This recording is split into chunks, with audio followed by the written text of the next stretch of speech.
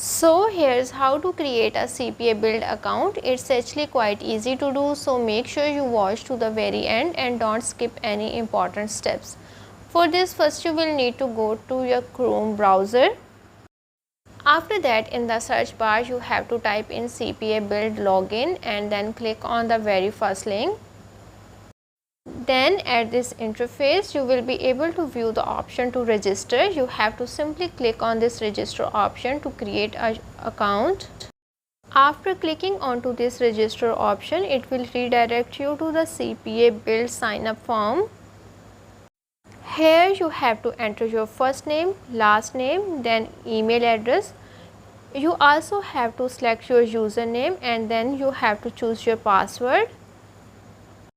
To create your Cpabuild account, you have to fill the form details accurately.